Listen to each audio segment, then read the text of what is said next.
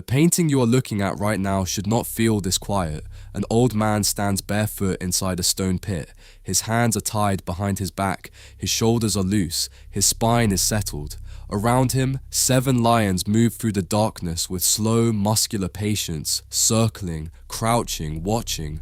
Bones lie scattered across the floor like evidence. A fragment of raw flesh sits near the far wall.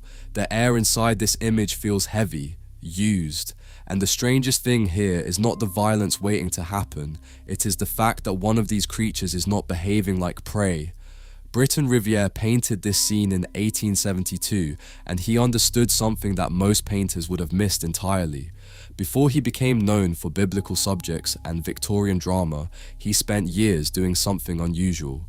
His studio reportedly contained taxidermy specimens, animal skeletons, and on at least one occasion, a living lioness. He studied predators not for their beauty, not for their drama, but for their behavioral precision, the muscular language of threat, the posture of dominance, the specific way a predator's body communicates before it acts. He did not paint animals symbolically, he painted them as animals, which means every decision inside this canvas is zoologically considered.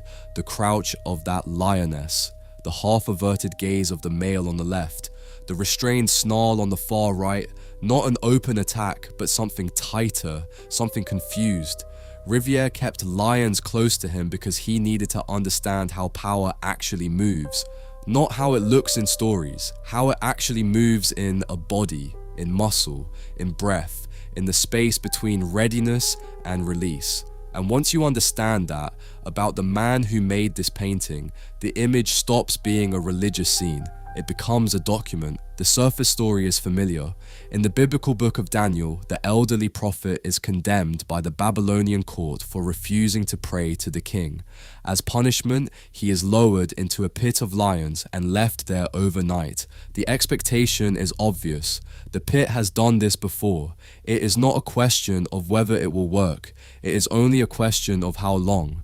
But Riviere does not paint rescue. He does not paint the angel descending. He does not paint the morning, the king running to the pit, the stone rolled back, the survival confirmed. He paints the night. He paints the room where the lions have not yet attacked. And the longer you study why, the stranger the image becomes. Look at the animals. They are not still because they are full. They are not calm because they are tame. Riviere painted them in states of active predatory engagement, crouching, prowling, pulling into defensive snarls. Everything in their posture says readiness, and yet, nothing happens. One lion breaks eye contact, another freezes mid-pace. The snarling lioness on the right does not look bloodthirsty. She looks agitated, unsettled. Her display reads less like aggression and more like a creature that has encountered something it does not have a name for. This is where the painting becomes genuinely disturbing.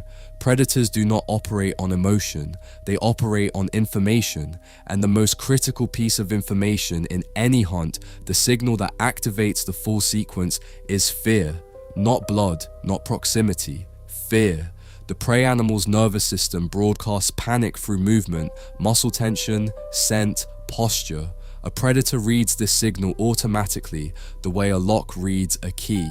The signal arrives, the mechanism engages. What follows is not cruelty, it is simply physics.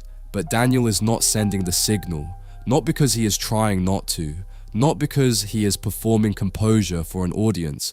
Riviere's painting suggests something more radical than that Daniel has arrived at a psychological state where the signal genuinely is not there.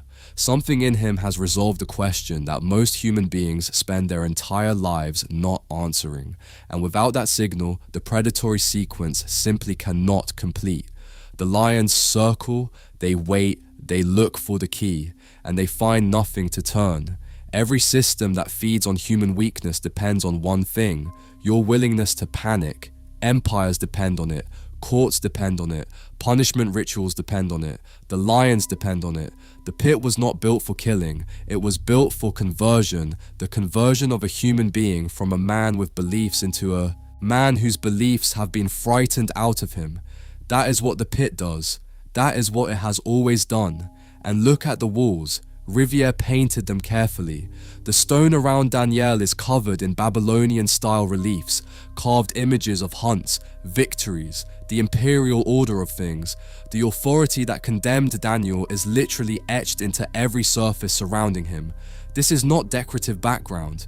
This is the empire writing its own autobiography on the walls of its own execution chamber.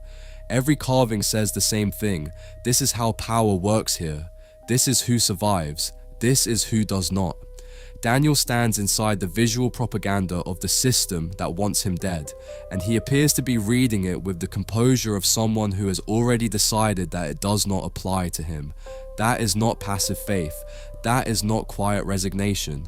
What Riviere paints in Daniel's posture, the settled shoulders, the grounded feet, the hands that do not strain against the binding, is something closer to a political act, not rebellion, not defiance in any theatrical sense, simply a refusal to be psychologically owned by the fear the room was built to produce. The most dangerous thing a corrupt power structure can encounter is not opposition, it is indifference. Then your eyes go to the floor. The bones are small. Riviere does not emphasize them. He places them quietly. A fragment near the left wall, a longer piece near the center, a gnawed scrap of flesh just visible in the dust. He wants you to find them, not be assaulted by them, because the bones are not there for shock. They are there for honesty. This pit has worked before, on someone, probably on many people. They stood where Daniel now stands, in this same heavy darkness, surrounded by these same animals, and the sequence completed as designed. What remained of them is still here on the floor. The pit does not distinguish between the faithful and the faithless. It does not negotiate. It does not make exceptions based on virtue or history or the quality of your belief. It simply works until it doesn't, which makes Daniel's calm almost impossible to accept at face value, unless you consider what kind of calm it actually is. His hair is white. This is not a young man choosing a dramatic gesture. By the point this story occurs in the biblical narrative, Daniel had likely lived through the entirety of Babylon's political arc. Decades of service to a foreign empire, decades of watching power systems rise and collapse around him, decades of remaining, through all of it, precisely who he was. The stillness Riviere paints is not the stillness of someone who has not yet understood what is happening. It is the stillness of someone who made peace long ago with what mattered more than survival, and that distinction changes the weight of every lion in the room.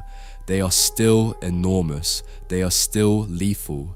Riviere's anatomical precision makes sure we never forget that, but psychologically they begin to feel smaller, not because Daniel has overpowered them, but because the thing they were built to activate, the panic response, the submission, the collapse of interior resistance, is simply not present in his body. They are powerful, and they are useless. There is a particular kind of person who arrives at this state, not often, not easily. You cannot will yourself into it the night before you need it. It is not a technique or a strategy or a performance. It is the residue of a life lived in repeated contact with the thing you are most afraid of until the fear and the person who carries it have negotiated something permanent. Daniel did not become calm in the pit. He arrived calm, and Riviere understood that this was the most terrifying detail of the entire story. Not the lions, not the darkness, not the bones, the man. Now consider what Riviere chose to withhold. We never see Daniel's face. In a painting of this size and ambition, a painting that could easily have placed Daniel in three-quarter profile or turned him just enough to show an expression of divine serenity or human terror, Riviere turns him completely away. White hair, the nape of a neck, the back of a robe, bound hands. That is everything we are allowed, and in that refusal, Riviere places us precisely where the lions are. We are left reading Daniel through posture alone, through the quality of stillness in his spine, through the angle of his head, through the position of feet that could be shifting in fear but are not. We become the predators, searching his body for the signal, looking for the break, waiting for the thing that would tell us how to read him, how to categorize him, how to complete our own interpretation of the scene, and finding nothing. That is not an accident. That is Riviere's deepest act of psychological precision in the painting. He denies you the face because the face would resolve the tension. It would give you Daniel's interiority directly, fear or peace, suffering or serenity, and the moment you have it, the painting closes. Without the face, it stays open. Without the face, the question never stops. Which may be the most honest thing Riviere understood about this particular story. The question Daniel poses, what remains of a human being when fear stops working, is not a question that resolves. It does not arrive at a clean answer and then close. It stays in the room with you. It follows you out. The painting was made in 1872, 13 years after Darwin had begun to destabilize Europe's confidence in simple religious certainty. The century was renegotiating what human beings were. Were they creatures of spirit or creatures of appetite, the inheritors of faith or the products of biology? Riviere spent his career at the exact center of that renegotiation, painting animals with scientific precision and spiritual depth simultaneously, refusing to separate the two. Daniel in the Lion's Den is not a painting about a miracle.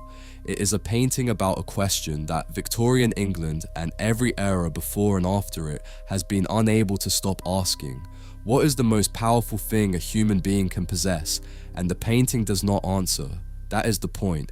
The lions are still circling. The bones are still there on the floor. The empire is still carved into the walls around a man it could not reach.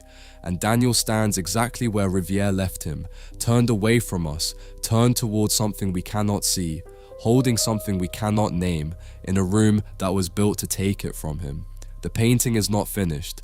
It is still asking its question to whoever stands in front of it.